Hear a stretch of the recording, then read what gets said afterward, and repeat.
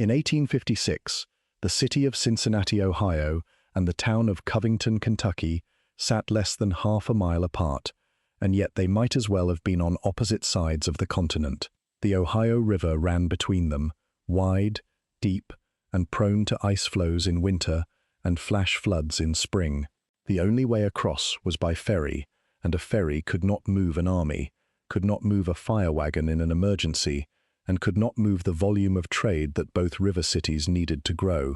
Engineers of the period agreed a bridge was needed. Almost none of them agreed it could be built the way one man was proposing to build it. He wanted to hang the entire roadway from wire rope, cables no thicker than a man's torso, stretched across open water for over 1,000 feet, with no support underneath. Bridges built that way had a bad reputation. Wire suspension spans had torn themselves apart in high wind before, and the idea that a bridge hung from cable could someday carry the weight of loaded wagons, streetcars packed with passengers, and eventually railroad traffic struck most rivermen as reckless. The man making the proposal was John Augustus Roebling, and he had spent 20 years proving that wire rope could hold weight that rope of any other kind could not. If you're enjoying this story so far, don't forget to hit the like button and subscribe. Drop a comment telling me where in the world you're watching from. I love hearing from you. Roebling was born in 1806 in the town of Mühlhausen, in what was then Prussia. He trained as a civil engineer at the Royal Polytechnic Institute in Berlin, studying bridge construction under professors who were still working largely in stone and timber. He emigrated to the United States in 1831 and settled with a group of fellow Prussians at Saxonburg, Pennsylvania, where he tried farming for a few years before returning to engineering work on the state's canal system. It was on the canal that he found the problem that would define his career. The canal boats were hauled up steep inclines on hemp rope, and the hemp kept snapping under load, sometimes with men standing nearby. Roebling began experimenting with wire rope as a replacement, twisting strands of iron wire together by hand at first, testing braking strengths in a small workshop behind his farmhouse. By 1841, he was manufacturing wire rope commercially, and within a few years he had moved the operation to Trenton, New Jersey, building the mill that would eventually make his family's company one of the largest wire producers in the country. He built his first wire suspension aqueducts and canal crossings through the 1840s, carrying canal water itself across river valleys in wooden troughs hung from cable, then a railway suspension bridge over the Niagara Gorge in 1855, a structure that carried loaded freight trains across a 240-foot deep chasm and held.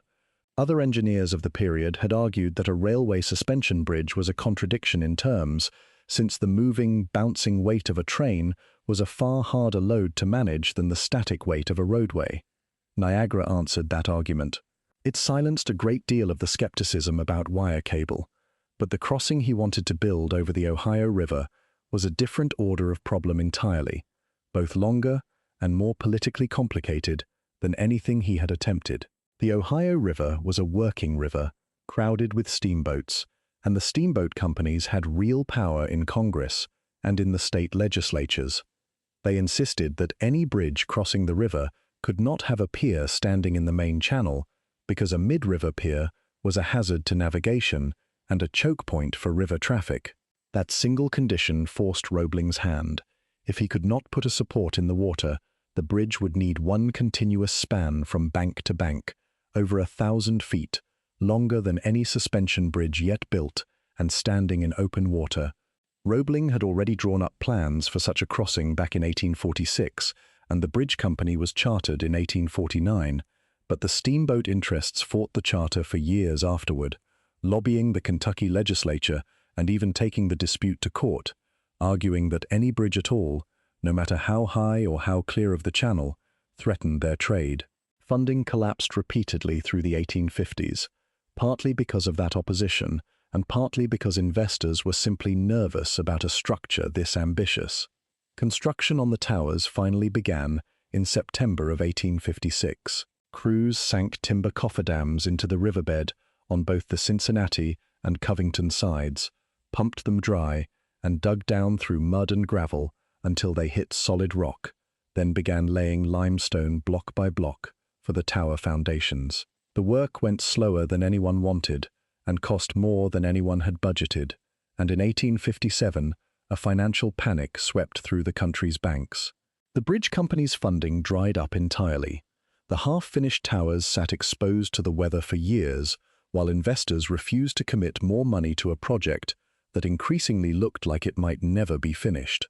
What restarted the project was the Civil War. In September of 1862, a Confederate force under General Kirby Smith advanced toward Cincinnati, and the city realized it had no fast way to move troops and supplies across the river to defend the Kentucky side. A pontoon bridge was hastily assembled to get soldiers across, and it worked, but it also made the case for a permanent crossing louder than any peacetime argument had. Construction resumed in earnest in 1863, and this time the funding held. The towers rose in limestone, cut and dressed by masons working from scaffolding, hung off the stone faces, each block hoisted into place with steam-powered derricks and set by hand, checked with plumb lines that had to be read carefully in the river wind. Stone came upriver by barge from local quarries, roughly squared at the quarry face, and finished on site to the precise dimensions the tower design demanded. When finished, the Cincinnati Tower stood roughly 230 feet from the base to the top of the parapet, built almost entirely by hand labor, one dressed stone at a time, with no structural steel anywhere in the frame. The tower work alone took over a year, and it was only the foundation for the part of the project that had never been attempted at this scale before. If you're hooked on this story, make sure to subscribe and turn on notifications so you never miss an upload. Your support means everything, and helps me bring you more emotional stories like this one. With the towers standing, the crew faced the true engineering problem, which was not how to build a tower, but how to spin two cables, each over 1,000 feet long, out of individual strands of iron wire in the open air over a moving river. Roebling's method had already been proven at Niagara and refined through his other projects, and it worked like this. First, riggers strung a light footbridge across the river, suspended from temporary cables anchored on each shore, a narrow catwalk of boards and rope netting that swayed constantly in the wind. This footbridge was the only way for workers to move between towers while the real cables were being built, and men crossed it daily, hundreds of feet above the current, with nothing below them but water and whatever grip their boots and hands could find. Crossing that footbridge became a daily test of nerve for every man on the crew, since the boards were spaced loosely, the rope netting sagged underfoot, and a gust off the river could set the whole structure rocking before a man had gone 20 feet. Once the footbridge was in place, crews built massive stone and iron anchorages on both banks, buried deep in the ground below the tower foundations, designed to resist the enormous pulling tension that a finished cable would exert once the deck and its traffic were hanging from it.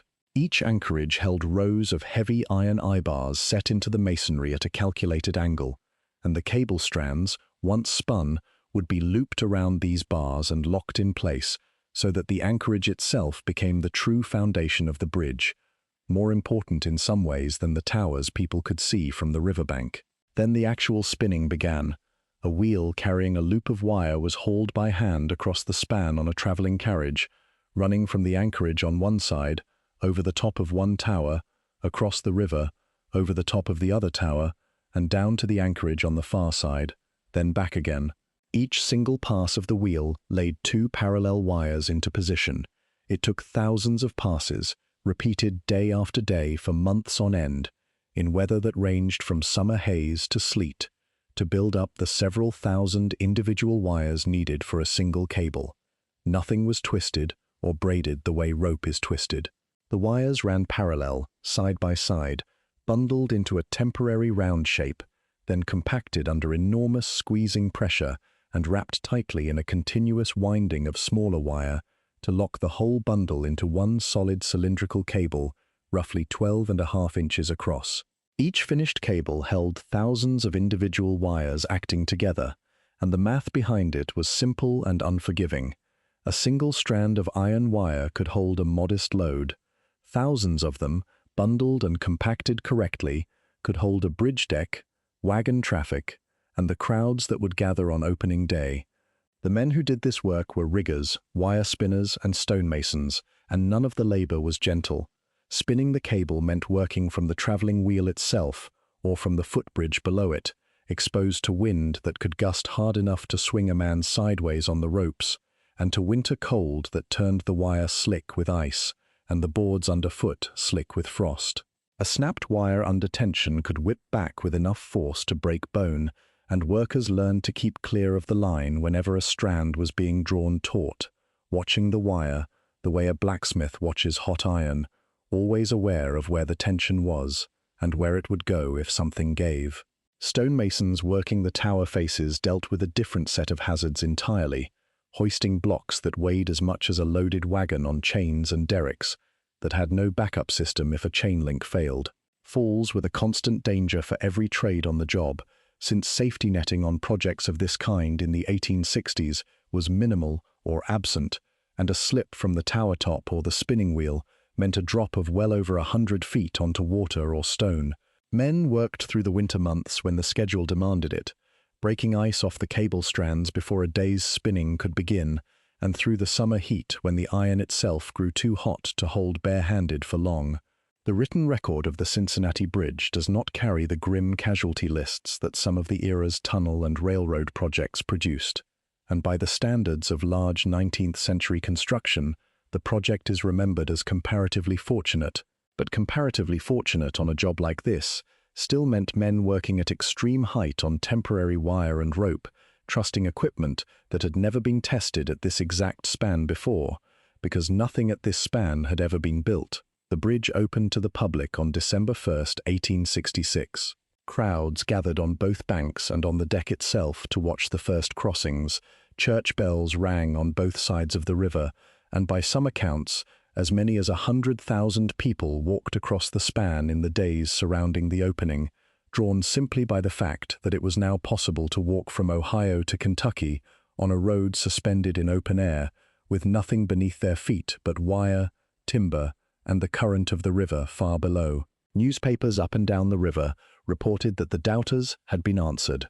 At just over 1,000 feet of unsupported main span, it was, at the moment of its completion, the longest suspension bridge in the world, longer than any wire suspension crossing that had come before it, including the ones that had failed. The total cost ran to somewhere near $1.8 million, a staggering figure for the period, spent across a full decade of interrupted and restarted construction. The original deck was timber, carrying carriages, wagons, and pedestrians, and within a decade, the city added streetcar tracks to the crossing, putting exactly the kind of heavy, repeated, rolling load onto the cables that the original skeptics had said wire rope could never survive. It survived it for generations. In the 1890s, Roebling's son, Washington Roebling, by then famous in his own right for finishing the Brooklyn Bridge after his father's death, returned to strengthen the Cincinnati crossing with additional stiffening trusses, reinforcing a structure that was still carrying daily traffic 30 years after it opened. John Roebling himself did not live to see how far his method would travel. 2 years after the Cincinnati Bridge opened, while surveying the site for what would become the Brooklyn Bridge, he suffered a foot injury when a ferry crushed it against a piling, developed tetanus from the wound, and died in July of 1869, before a single tower of his most famous project had risen out of the East River. The Cincinnati Bridge became, in a very real sense, the proving ground for Brooklyn. The spinning wheel method, the parallel wire cable construction, the anchorage design, all of it had been tested first over the Ohio River, worked out through a decade of stalled funding, wartime urgency, and hard manual labor by men whose names mostly do not appear in the surviving company records, only their wages and their crew assignments. The bridge still stands today, now known as the John A. Roebling Suspension Bridge, painted the same blue it has worn for generations, carrying automobile traffic between Cincinnati and Covington more than a century and a half after the first wagon crossed it. It is a National Historic Landmark, and engineers who study the history of suspension bridges still point to it as the structure that proved wire cable construction at a scale nobody else was willing to risk. Modern inspection crews who climb the towers today still find the original hand-cut limestone underneath more recent repairs, and the original cables spun wire by wire over those 2 long construction seasons, are still doing the job they were built for. The wire itself came from a factory Roebling built with his own hands, on a process he had spent 2 decades perfecting through smaller and smaller failures until the failures stopped. The math came from a self-taught understanding of tension and load that he had refined bridge by bridge for 20 years before Cincinnati.